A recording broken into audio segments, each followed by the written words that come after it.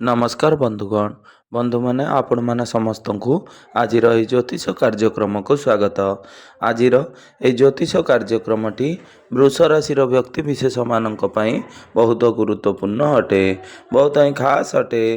कारण वृष राशि व्यक्ति विशेष मान इंग्राजी नववर्ष 2026 प्रथम मास माने जानुआरी मासटी आपण मानक पई किपरि रहिबो से विषय रे आज वीडियो रे आमे माने आलोचना करिबा। एही जानुआरी मासरे आपणकर स्वास्थ्य, शिक्षा, प्रेम संपर्क, वैवाहिक जीवन, भाग्य, क्यारियर एवं व्यापार वाणिज्यर स्थिति किपरि रहिछि एवं आपणकर जीवन रे एही नूतन वर्षर प्रथम मासटी आपण मानक पई कोन लाभ आनिदेबो बा क्षति आनिदेबो से विषय रे आज वीडियो रे आमे माने विस्तार भाव रे आलोचना करिबा। नवग्रहंकर स्थिति मध्य देखिबा। नवग्रह आपनकु केउं प्रकारर फल प्रदान करिबारे सक्षम हेबे। एहा सहित अशुभत्व प्रदान करुथुबा ग्रह मानक पई किछि विशेष प्रतिकार मध्य वीडियो रो शेष रे आमे जानिबा।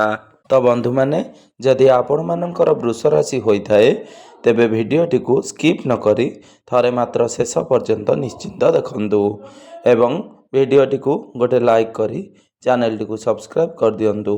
आपण माने जदि सच्चा हृदय रे ईश्वर को भक्ति करुथांती, विश्वास करुथांती तेबे भक्ति एवं श्रद्धार सहित कमेंट बॉक्स रे जय माँ लक्ष्मी, जय श्री जगन्नाथ अवश्य लिखि दियंतु। तेबे बंधु माने आसंतु आरंभ करिबा आज रही कार्यक्रमटी को, जहाँकि जन्म राशि एवं चंद्र राशि उपरे संपूर्ण आधारित अटे। तो बंधु माने राशि चक्रर 12 गोटी राशि मध्यरु द्वितीय राशि हेउछि वृष राशि। तो बंधु माने सर्वप्रथमे आसंतु जानि नेबा आपणकर राशि रे ग्रह मानकर स्थिति किभଳି भाबरे रहिछि। तो बंधु माने ए जनवरी मास आरंभ रे आपणकर कुंडली रे देवगुरु बृहस्पति आपणकर द्वितीय भावरे गोचर करुछंती। केतु आपणकर चतुर्थ भावरे चलन करुछंती। मंगल, बुध, सूर्य एवं शुक्र आपणकर अष्टम भावरे चलन करुछंती। राहु आपणकर दशम रे गोचर करुछंती एवं शनि आपणकर एकादश भावरे गोचर करुछंती। तो बंधु माने सर्वप्रथमे आसंतु जानि नेबा आपणकर स्वास्थ्य किपरि रहिबो एही जानुआरी 2026 रो आरंभ रे, अर्थात एही वर्षर आरंभ ही आपणकर स्वास्थ्य किपरि रहुछि। तो बंधु माने कुंडलीर प्रथम भावटी होइथाय आपणकर स्वास्थ्यर भाव, आपणकर इम्यूनिटी सिस्टम रो भाव। आपणकर प्रथम भावर अधिपति हेउचंती शुक्र। तो बंधु माने शुक्र आपणकर कुंडलीर अष्टम भावरे गोचर करुछंती, किंतु 13 जानुआरी को शुक्र आपणकर नवम भाव को चलन करिवे। तेबे बंधु माने 13 जानुआरी पूर्वरु आपणको आपणकर स्वास्थ्य प्रति विशेष ध्यान देबार अछि। कारण 13 जानुआरी पूर्वरु आपणकर इम्यूनिटी सिस्टम टिके डाउन होई पारे, जहा फलरे आपणको ठंडा, काश, ज्वर ए सब समस्या आपणकर देखा देई पारे। आपणकर एलर्जी, इन्फेक्शन भली समस्या मान देखा देई पारे। किंतु 13 जानुआरी परे आपणकर स्वास्थ्य रे सुधार देखिबाकू पाइबे। पूर्वरु आपणकर जहाँ भी स्वास्थ्य जनित समस्या लागी रहितिला से सबु आपण सुधार देखिबाकू पाइबे। आपण निजको हेल्दी अनुभव करिवे।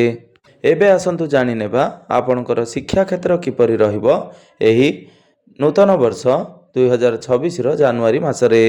विद्यार्थी मानक पई किपरि रहिबो एही जानुआरी मासटी। तो बंधु माने कुंडलीर पंचम भावटी होइथाय आपणकर शिक्षार भाव, आपणकर पाठ पढ़ार भाव। आपणकर पंचम भावर अधिपति हेउचंती बुध। बुध मध्य आपणक कुंडलीर अष्टम भावरे चलन करुछंती, किंतु 17 जानुआरी को बुध आपणकर नवम भाव को चलन करिवे। तो 17 जानुआरी पर ठारू आपणकर शिक्षा क्षेत्र रे आपण सुधार देखिबाकू पाइबे बा किछि परिवर्तन देखिबा पई पाइबे। तेणु आपण पाठपढ़ा संबंधित जहाँ भी किछि निष्पत्ति नेबाकू चाहुचंती तो आपण 17 जानुआरी परे जदि आपण नियंती तो ताहा आपणको अधिक शुभ फल प्रदान करिवो। जेतेबेले आपणकर पंचम भावर अधिपति निज ठारू पंचम भावरे गोचर करिवे ଅର୍ଥାତ୍ ବୁଧ ଆପଣଙ୍କର ନବମ ଭାବରେ ଗୋଚର କରିବେ, ସେତେବେଳେ ଆପଣଙ୍କର ଶିକ୍ଷା କ୍ଷେତ୍ରରେ ଆପଣ ବହୁତ ବଡ଼ ପରିବର୍ତ୍ତନ ଦେଖିବାକୁ ପାଇବେ। 17 ଜାନୁଆରୀ ପୂର୍ବରୁ ଆପଣଙ୍କ ମଧ୍ୟରେ ଟିକେ କନଫ୍ୟୁଜନ୍ ଦେଖାଦେବ।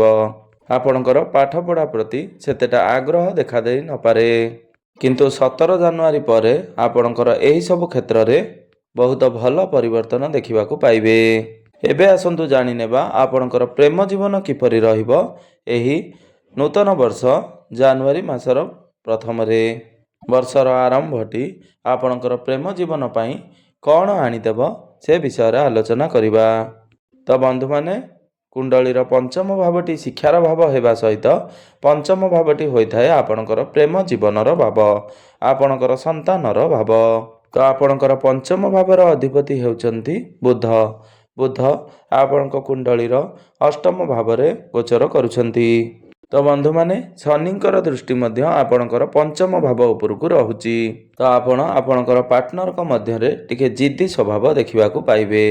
ବିଶେଷ କରି ମାସ ଆରମ୍ଭର ପ୍ରଥମ 8-10 ଦିନ ଆପଣଙ୍କୁ ଅଧିକ ସତର୍କତା ଅବଲମ୍ବନ କରିବାର ଅଛି। କିନ୍ତୁ ଯେମିତି ହିଁ ଜାନୁଆରୀ ମାସ ଆଗକୁ ବଢ଼ିବ, ତ ଆପଣଙ୍କ ମଧ୍ୟରେ ଭଲ ପାଇବା ସେମିତି ହିଁ ବଢ଼ି ଚାଲିବ। ଯେତେବେଳେ ବୁଧ ଆପଣଙ୍କର ନବମ ଭାବକୁ ଚଳନ କରିବେ, ତ ଆପଣ ଆପଣଙ୍କର ପ୍ରେମ ଜୀବନରେ ଏକ ଭଲ ପରିବର୍ତ୍ତନ ଦେଖିବାକୁ ପାଇବେ। ଏବେ ଆସନ୍ତୁ ଜାଣିନେବା ଆପଣଙ୍କର ବୈବାହିକ ଜୀବନ କିପରି ରହିବ ଏହି ଜାନୁଆରୀ ମାସ 2026ରେ। ତ ବନ୍ଧୁମାନେ, କୁଣ୍ଡଳୀର ସପ୍ତମ ଭାବଟି ହୋଇଥାଏ ଆପଣଙ୍କର ବୈବାହିକ ଜୀବନର ଭାବ, ଆପଣଙ୍କର ଜୀବନ ସାଥୀଙ୍କର ଭାବ।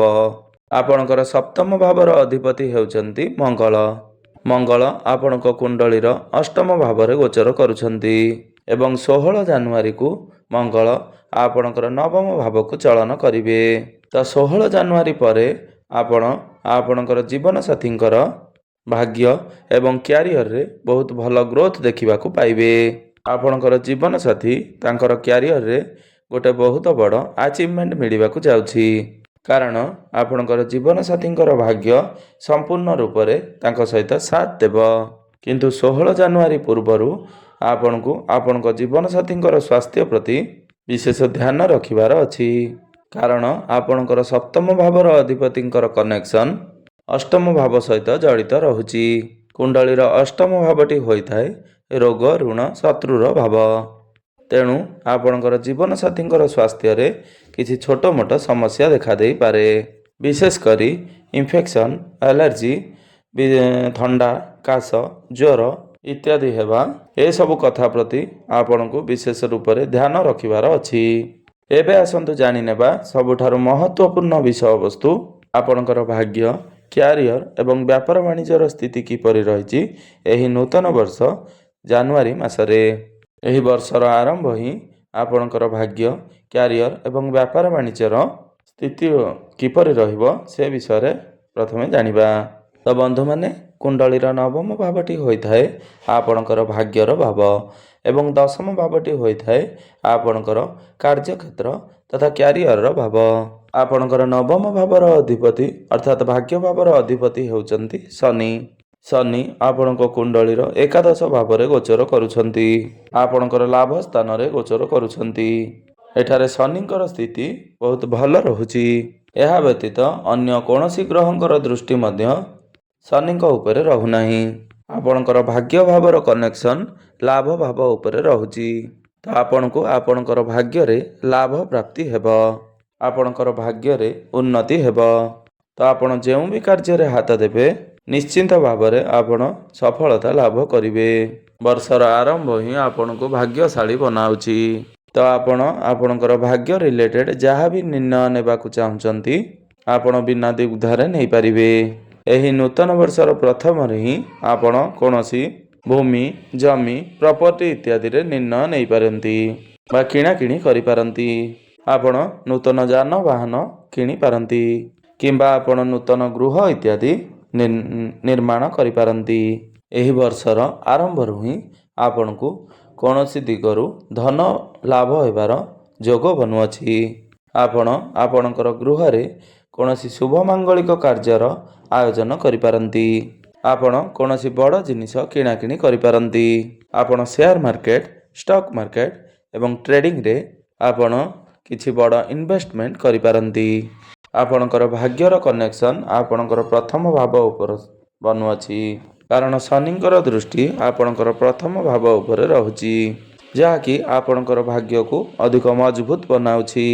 ଏବେ ଆସନ୍ତୁ ଜାଣିନେବା ଆପଣଙ୍କର କ୍ୟାରିୟର କିପରି ରହିବ ଏହି ଜାନୁଆରୀ 2026ରେ। ତ ବନ୍ଧୁମାନେ, କ୍ୟାରିୟର ଆମର ଦଶମ ଭାବରୁ ହିଁ ଜଣାପଡ଼ିଥାଏ। ତ ଆମର କ୍ୟାରିୟର ଭାବର ଅଧିପତି ଶନି ଅଟନ୍ତି। ଶନି ଆମର ଲାଭ ସ୍ଥାନରେ ଗୋଚର କରୁଛନ୍ତି, କିନ୍ତୁ ଆମର ଦଶମ ଭାବରେ ରାହୁ ଗୋଚର କରୁଛନ୍ତି।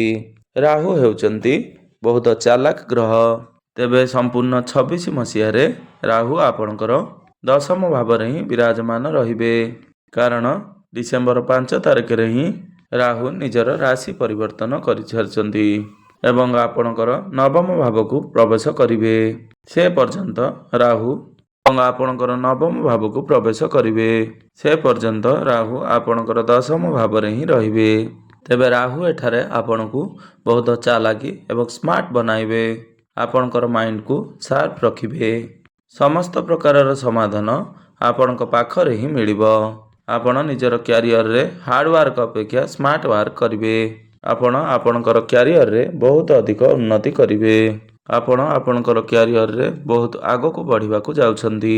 ବିଶେଷ କରି ଆପଣ ଟେକ୍ନିକାଲ ରିଲେଟେଡ୍ କୌଣସି କାର୍ଯ୍ୟ କରୁଛନ୍ତି, ଯଦି ଆପଣ ପଲିଟିକ୍ସିଆନ୍ ଅଛନ୍ତି, ତ ଏହିସବୁ କ୍ଷେତ୍ରରେ ରାହୁ ଆପଣଙ୍କୁ ବହୁତ ଉନ୍ନତି କରିବାକୁ ଯାଉଛନ୍ତି।